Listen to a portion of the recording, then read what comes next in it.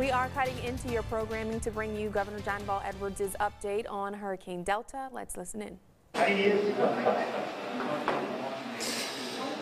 Good afternoon, everybody, and thank you for being here today and for your continued coverage. As they should be, all eyes are on Hurricane Delta.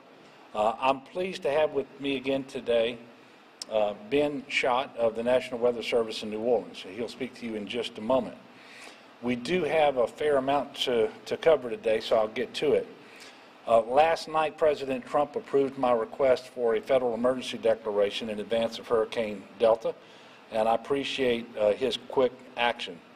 We submitted that request yesterday morning. He told me yesterday afternoon in a phone call that it would be approved, and then by the end of the day, it was. This is a big help for us to get in the best possible shape in advance of the storm, securing the knowledge that our federal partners are standing with us, and that we have the available resources and know that we're going to be sharing in the expenses as well.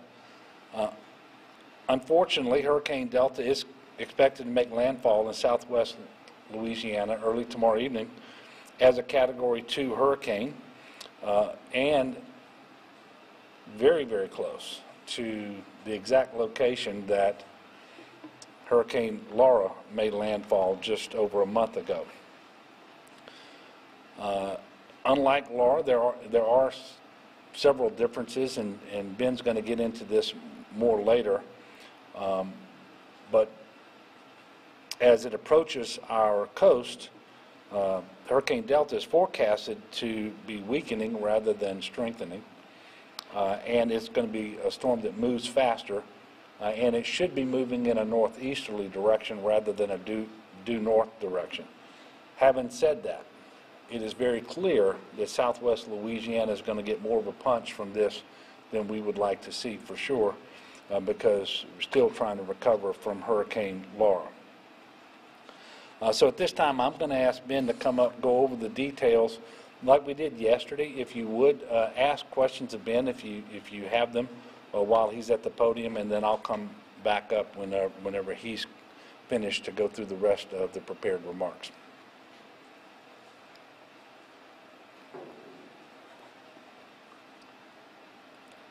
Again, I'd like to thank the governor for having us here to discuss Hurricane Delta. And with that, we'll go ahead and jump right in. Quick overview. Hurricane Delta currently is expected to bring what would be easily labeled as significant impacts to Louisiana on Friday. Warnings and watches across much of the state are out right now, and so those are to be followed with whatever precautions that you want to take to protect yourself and your family over the course of the next 24 hours or so, while there's still any kind of window to do such things. Based on the current track, all of these conditions that I have listed there can be expected in some form in different portions of southern Louisiana, especially along the coastline. Life-threatening surge will definitely be an issue. And oops, I jumped ahead there. Damaging hurricane force winds will be impacting a good portion of southwest Louisiana. We will have heavy rainfall and some bands that will set up, so there'll be some areas with isolated flash flooding and possible river flooding on the other side of that. And then with any kind of landfalling tropical system, the possibility of tornadoes are there. So I'll kind of start off with the track that popped up just a second ago. And as you can see, at this current time, Delta is right in the center of the Gulf of Mexico and is currently strengthening. If you were to look at it on the satellite right now, you would see that it has a developing eye, and it's doing all the things that a hurricane would do if you're going to see a gradual, slow increase in strength, which is what we're seeing right now with it. It is expected to be a major hurricane as we wake up Friday morning, and so we are expecting it to reach a Category 3 level by 7 a.m. on Friday morning. And the last thing that I want to hit is that last bullet that's there, and impacts can and will happen outside of the cone. I know at times we tell people to not focus on the cone, not focus on the center line, and sometimes it adds confusion, like, well, shouldn't that be the worst place where impacts are going to be? And in some instances that is true, but understand the cone says that 66% of the time the center of the storm is inside that cone. It does not say anything about where the worst impacts are or where any of the impacts are. It is just an idea for a visual indication of where the most likely center line of that storm may go.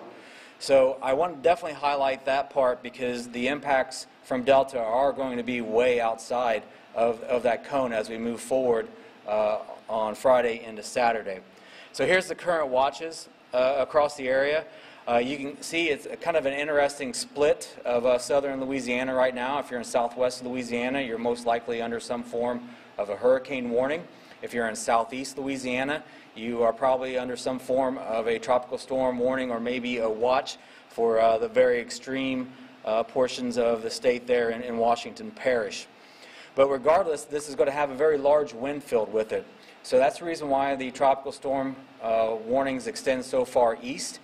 I'm not saying everybody there is going to see the worst of this storm, but you should be prepared for wind gusts to happen in the 35, 40, maybe 50 or more if you are in that area. Here in the Baton Rouge area where we are today, it's possible that some of those gusts may reach into the hurricane force gusts. They would not be an all-day event with that, but it's possible. So I bring this up that just because, again, you're not in the center line of the storm, which right now is mainly across southwest Louisiana, and I'll talk a little bit more about the threats there. I want folks outside of that area to understand that it's still possible for tree limbs to come down, some power outages in places, rotted old trees being pushed over, as well as some of the other threats that I'll hit on as we move through. So again, if you're in one of these areas, you need to prepare for possible threats that could affect you, and I'll kind of walk through those here in the next couple of slides. The first one is going to be the wind threat. Everywhere you see that darker purple color, that is an extreme threat area where wind gusts could exceed 110 miles per hour. So if you are anywhere basically from Lake Charles over to Lafayette up towards Alexandria, understand that you are going to have some likelihood of significant wind damage. Now you see that the purple doesn't extend all the way up to Alexandria and it moves into the red. The red is basically hurricane force winds up to about 110 miles per hour. So again, there is the possibility for a large portion of southwest Louisiana to have extensive wind damage. And as the governor's already mentioned, this is an area that's already been heavily affected. So with that, any debris left out will be more likelihood for missiles that could be thrown around with the wind. Could also help break open windows, which could also, at that point, then help lift roofs. There's all sorts of things with this scenario that makes this a worst-case situation for any of the portions of the state where landfall could be possible. If you are anywhere in that orange area there, it's possible that you will see anywhere from strong tropical storm force gusts to right on the borderline of hurricane force. So I mentioned that earlier with the Baton Rouge area. You can see they're right in the middle of that orange. So it's still something that even here in Baton Rouge, you're going to see some significant impacts possible with tree limbs, trees down. It's not just located just in southwest Louisiana, and it may be still a little breezy even in the far eastern portions of the state if you're over on the north shore or the south shore over near the New Orleans area. The next significant impact that I'd like to discuss is storm surge. Storm surge is one that's usually one of the greater killers when it comes for hurricane landfall. It's one that we're well aware of here in the state of Louisiana, especially after going through a number of storms over the course of this year. If you are in any of the areas that you see there in the purple, that is life-threatening storm surge. So basically right now that will extend through a large portion from about Morgan City over into Vermilion Bay. If you are in those areas, you can expect anywhere from 7 to 11 feet, definitely life-threatening storm surge. As you move a little bit to the west from the Vermilion Bay area, you work your way over towards the Rockefeller Wildlife area there. That portion there will see somewhere between 4 to 7, 4 to 8 feet. As you move a little bit towards Calcasieu Pass and you get into Lake Charles area there, anywhere from 4 to 6, maybe 7 feet possible in surge. And then as you continue to work your way over to the state line, that'll come down a foot or two. You'll notice there's even possibility for surge. Again, this is a large storm. It's going to have a very large wind field that extends out 140 miles from its center. And so you'll even have surge across portions of southeast Louisiana, though it won't be as a significant impact that we're going to see most likely from the Morgan City area across over to the wildlife refuge there at Rockefeller. But again, wide-reaching impacts well away from the center. It won't be something that will happen just in a very narrow area where it makes landfall. Rainfall is not the #1 threat, but it can be a killer as well. If we see significant rainfall fall over the same areas with large bands setting up and not moving for a couple hours, it's not impossible to see 3-4 inches of rain an hour for a couple hours, and you can easily achieve the 6 to 10 inches of rain that it shows there and locally higher amounts. So because of that, flash flooding will definitely be a threat. This storm is going to hit in the evening, moving into the overnight hours. It's going to be dark outside. I mentioned this yesterday, and I'll mention it again today. Driving at night during heavy rain, during a hurricane landfall, is a very dangerous proposition. I highly recommend once the storm hits, you stay where you're at to try to move about. You don't know if that roadway is still there, if it's been possibly maybe washed out, depending on how much rain has fallen. You don't know how deep that water is, and you don't know if the water is moving at a significant pace that could actually pick up all vehicles. It doesn't really matter whether you're in a car or a large truck. All that stuff can be picked up and floated with just anywhere from 12 to 18 inches of water. It does not take a lot, even for the biggest of pickup trucks, for them to be floated and moved off the roadway. So again, this may not be the #1 threat, but if anyone's thinking about trying to move about during the late night hours, Friday and the Saturday during the heart of the storm, understand this will be something, if you're in that red area, that could be an unfortunate killer for anyone who tries to move about during the heart of the storm. So quick takeaways with this is Delta is going to be a strong hurricane when it reaches the state of Louisiana. We are going to see the full palette of threats, whether it be high winds, damaging winds, structural damage, whether it be the heavy rainfall and flooding, or the storm surge on the coast. And with that, with every landfalling system that's possible also for tornadoes, those tend to be more on the eastern side of the system, so that could be something from the central portion of the state over into southeast Louisiana is where that threat would exist Friday night into Saturday morning. So with that, the last point there I'd like to mention is the last bullet there. And we're highly confident of this track at this point. It's really not that far from being here, and all the modeling is showing that southwest Louisiana is the most likely spot for this to arrive. Is it possible that there could be a small jog of 20-30 miles one way or another? Yes. We saw the same thing with Laura. Laura made a small jog to the east just as it was approaching the shore, and we could see something like that here. So which is why I give kind of a little area that most likely landfall between Lake Charles and Lafayette. And if you're anywhere there or down towards the coast, that is the most likely area to see the very significant impacts from Delta on Friday night into the day on Saturday. Again, this is going to be a very fast-moving storm, moving at 15 to 17 miles per hour. Friday night into the day on Saturday. Again, this is going to be a very fast-moving storm, moving at 15 to 17 miles per hour, and it should exit the state by the time we get into Saturday morning or Saturday afternoon, and at that point we'll start to be seeing improving conditions across the area, so recovery or other efforts can maybe step in at that point. So with that, I'll wrap up my portion and open it up to any questions.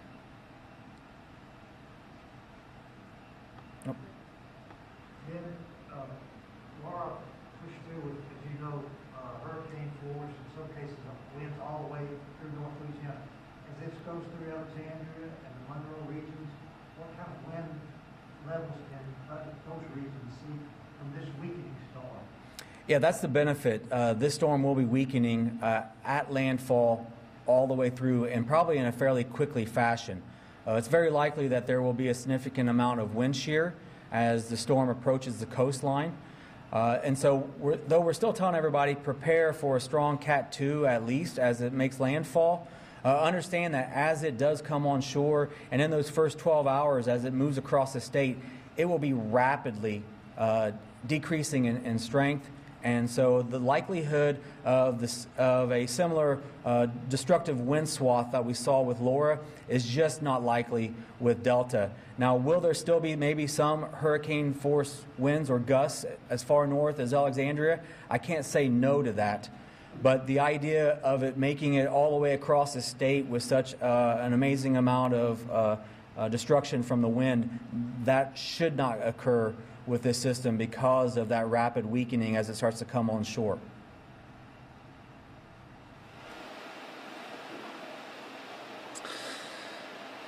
Thank you, Ben. Since yesterday, as you probably are aware, there have been numerous additional evacuations put in place. The mandatory evacuations presently are in place for all of Allen, Beauregard, Calcasieu, Cameron, and Jefferson Davis parishes. Mandatory evacuations are also in place for portions of Iberia, Jefferson, St. Mary, Terrebonne, and Vermilion parishes. As we announced yesterday, all state offices will be closed tomorrow. The National Guard currently has more than 2,400 guardsmen activated in support of emergency operations.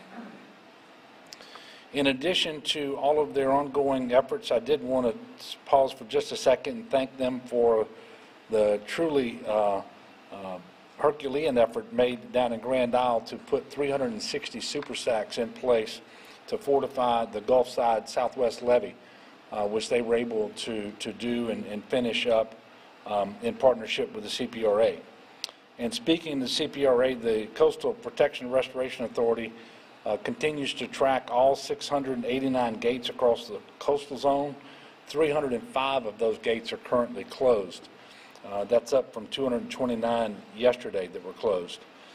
Based on the current storm track and the overall forecast, we anticipate only operating a portion of the hurricane risk reduction system in the New Orleans area, but there will likely be a full operation of the Morganza to the Gulf levee system, which protects Terrebonne and Lafourche parishes. The Department of Transportation has buses engaged in evacuations, and they are staged in Calcasieu, Iberia, Lafayette, and East Baton Rouge parishes. The Cameron Ferry service will be halted at 11 a.m. Well, I guess it was halted at 11 a.m. earlier today, and tolls have been temporarily suspended on LA1 in Leeville.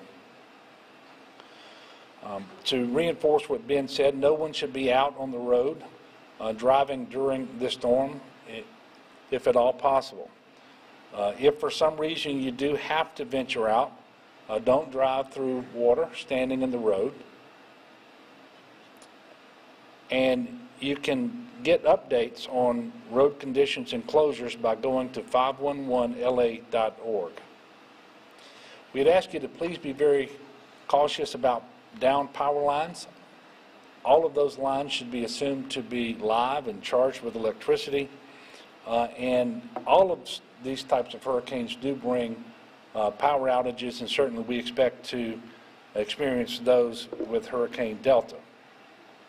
Anyone needing shelter with respect to this storm should follow the guidance of local officials and their local Office of Emergency Preparedness.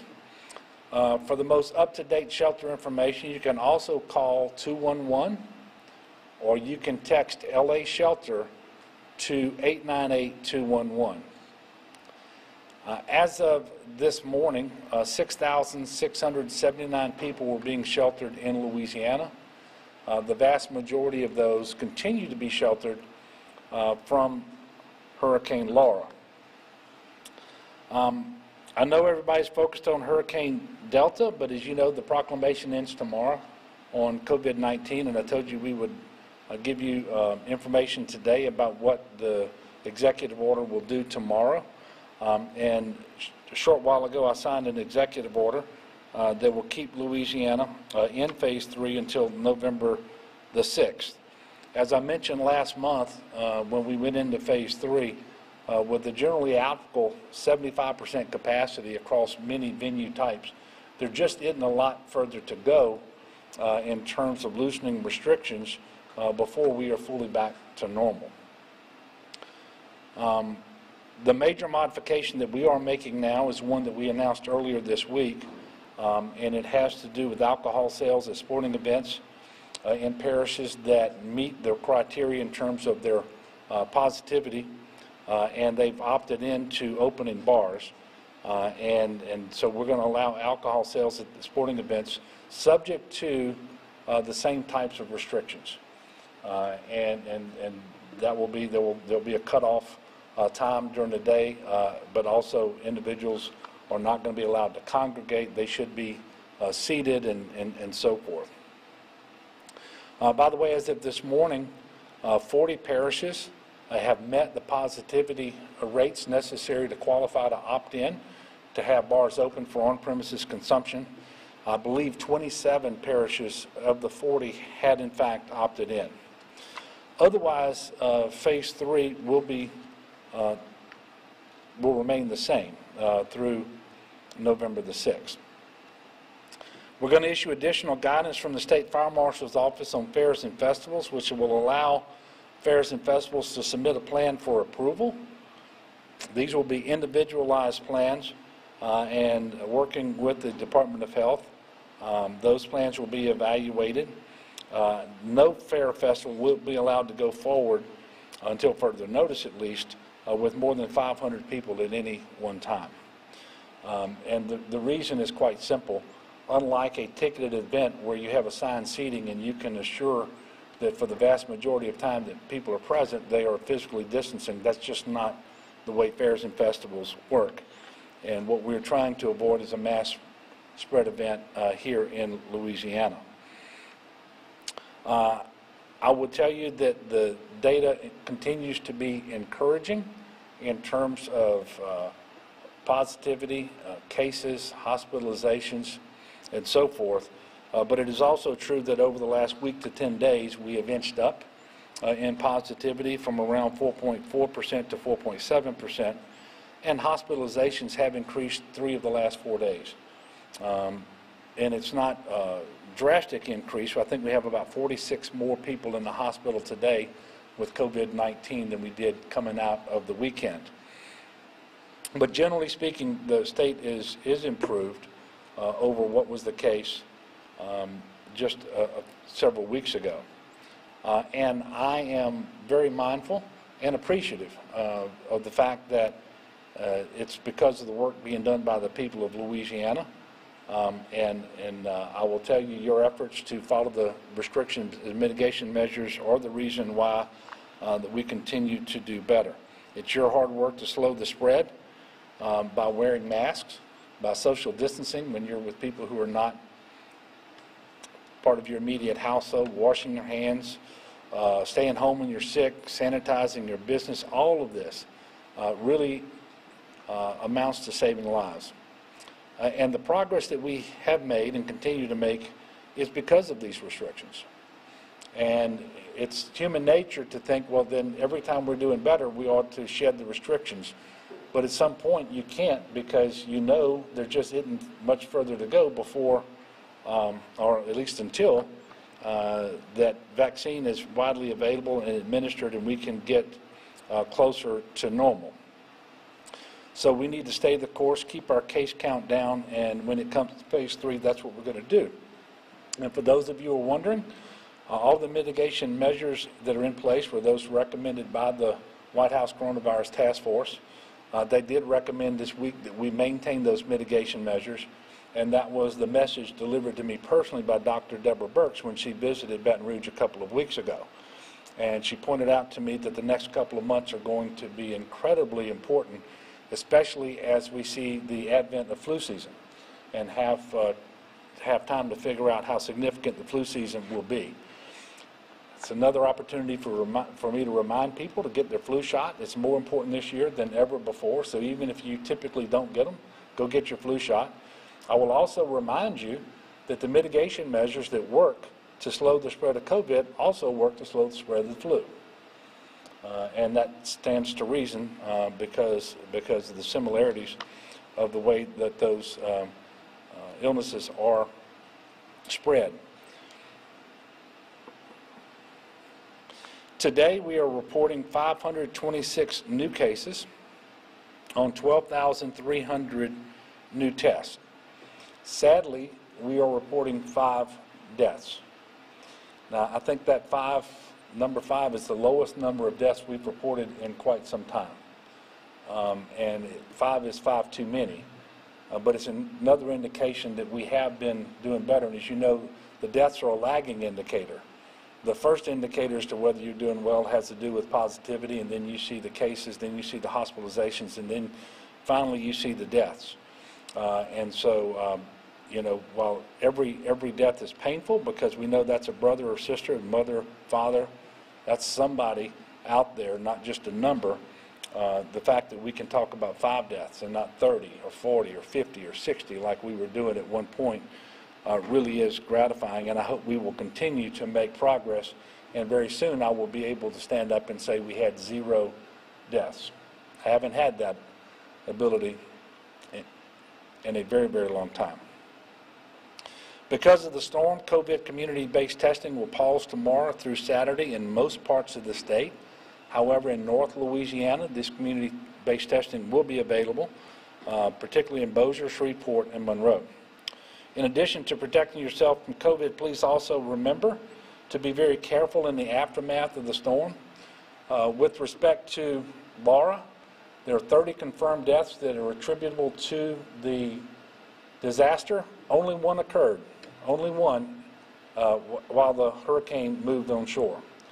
The rest had to do with things like carbon monoxide poisoning, electrocutions, people operating machinery like chainsaws, limbs and trees falling on people, and so forth.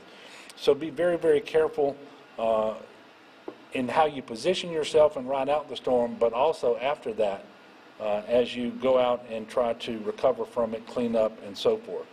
And if you suffer a power outage and you're going to use a generator, please avoid carbon monoxide poisoning by putting your generator at least 20 feet from your home in a well-ventilated area and not close to a window or a vent, not in a crawl space, not in a garage, and so forth.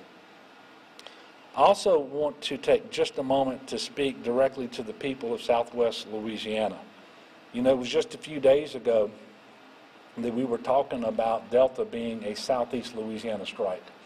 And of course, we don't want a hurricane anywhere in Louisiana. But at least at that point, we didn't believe that Southwest Louisiana was going to get hit again. Every subsequent revision of the track has moved the storm further to the west, and now landfall is forecasted in almost exactly the same areas landfall occurred with Hurricane Laura. And we believe that there will be hurricane-force winds and storm surge in Southwest Louisiana, in the area of our state that is least prepared to take it. I know that the people all over Louisiana, in particular Southwest Louisiana, are very strong. They're very resilient. They're very faithful. And they're going to be tested here. But I want you to know we're going to do everything we can, working with your local partners, working with our federal partners, to put you in the best possible position to ride the storm out, and then to engage in the response and recovery just as quickly as we possibly can. But you need to finish getting your game plan in order if you haven't done that. Remember, we are in a COVID environment. Go to getagameplan.org. Remember that while we have every intention of getting to you as quickly as possible, should you need rescuing or any other assistance, you should plan as if the first 72 hours is on you. So have that supply kit loaded up as recommended by the getagameplan.org. And through it all, please, as we prepare for the worst, let's pray for the best, and let's join all our prayers together for the safety and protection of everyone. And with that, I will pause and take your questions. Greg. Governor, since yesterday, there have been mandatory evacuations in some populated areas. These 12 hotels that were consolidated to handle those people that were displaced, is that enough to handle a new group or not?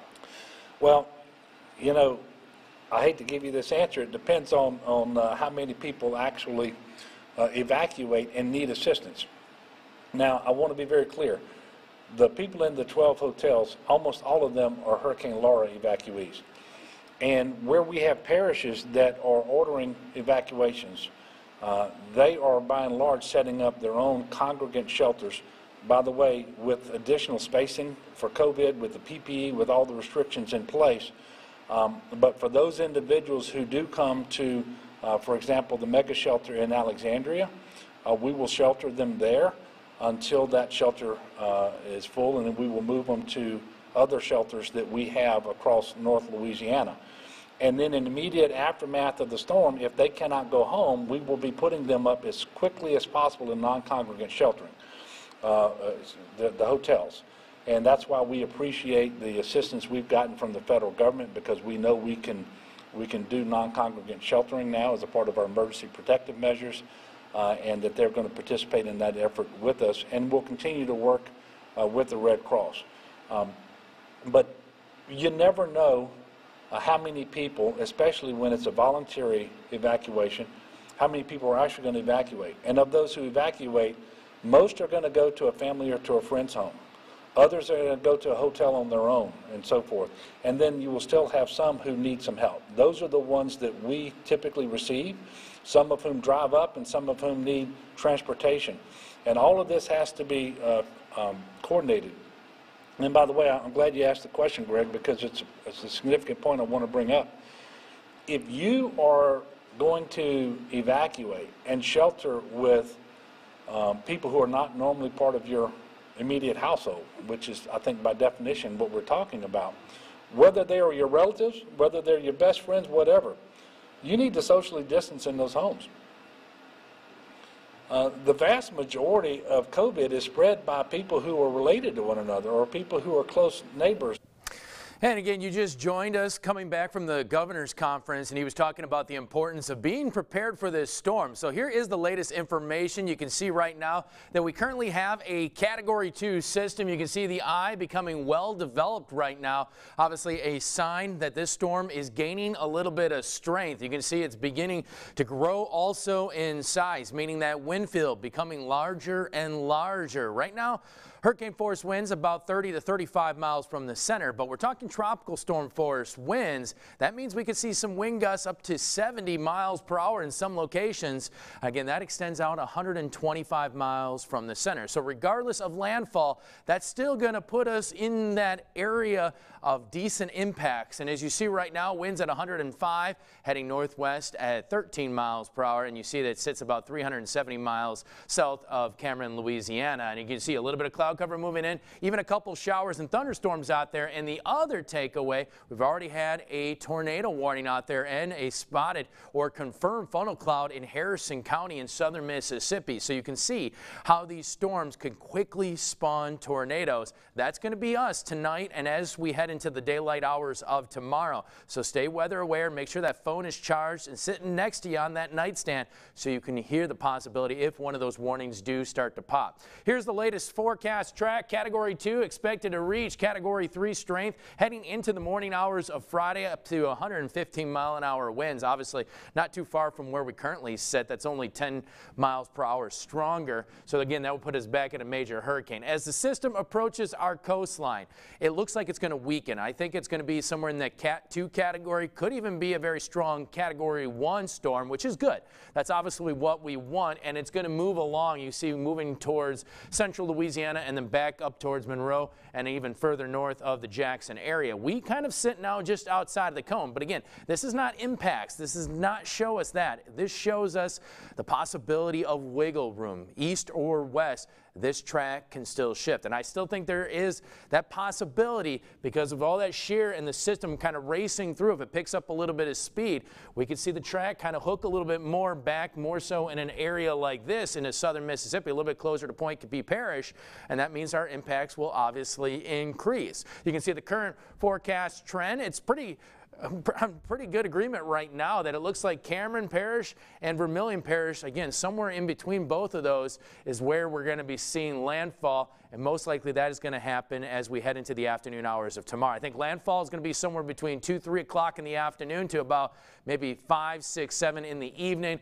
and then as it makes its way just, again, at the same latitude as us, probably around 8, maybe 9 o'clock in the evening, and then it's going to quickly start to race out of here. And I think overall here in the capital area, our impacts are going to start to increase as we get into those early evening hours. So here you go. We've got a tropical storm warning for much of our viewing area. That means winds from 39 to 73. That can cause some sporadic and some scattered power outages across the area. Again, got to remember that we're going to start out in the daylight hours. We're going to wrap this up in the evening, so be well aware of that. Notice just a few miles to the west, hurricane force winds are likely. And again, it doesn't take much, just a few miles on that track. They were talking about it with Laura. Same thing happened with Sally, that it shifted right at the end, moved a few more miles to the east. Still that potential, and just a few more miles could mean that we're talking hurricane force winds right along the Mississippi River. So again, be weather aware as things are going to change as the system approaches, and just give you an idea of what we're expecting. Some showers and thunderstorms, as you see here, landfall again between 3 and 5, and then those storm bands start to move in as we move into the evening hours. Finally, right about the same level here, the center of the storm, around 8 o'clock at night, and then kind of driving through the state. Finally, by the time we get to about midday on Saturday, I think we're going to calm down, and we're going to call for a much more pleasant forecast as the winds will kind of taper off and the rain will come to an end. But I just want to show you another model, kind of driving this one in the same scenario. You see, this is Cameron Parish, this is Vermilion, and right somewhere in between. That's where the models kind of vary on just a little bit. But again, there is that potential. Could move a little bit closer to Vermilion Bay just before landfall, as again that deep trough kind of digs into the area and drives that system up towards the northeast. Again, if we don't see this system really develop as much as we are anticipating, there is that possibility. Could also weaken much quicker than what the models are also indicating at this point. So again, there is that potential out there. And as you see here, again, this one going just a hair further towards the east as we make our way into those afternoon hours of tomorrow, and then finally kind of drifting through the state as we head into Saturday and back to a very pleasant forecast for much of next week. So again, just wanted to show you again the probability for tropical storm force winds. Well, that's in the likely category at this point. The chance for hurricane force winds, it's still there. You can see we're not done yet. We're about 20 to 30 here. So for much of the viewing area, obviously the closer to Acadiana and down towards the coastline, that's where those winds will quickly increase. Coming up in just a few minutes, around 4 o'clock, we're going to get a new advisory out there. We're going to see if there's any adjustments to the track. We're going to see if there's any adjustments to the time of arrival. Make sure you tune in. We're going to get back on BeOurProud.com. You can also download our free app right now for the very latest information. Otherwise, tune in tonight at 5 o'clock on NBC and at 5:30 on Fox 44 for the very latest information on Delta. Thanks for joining.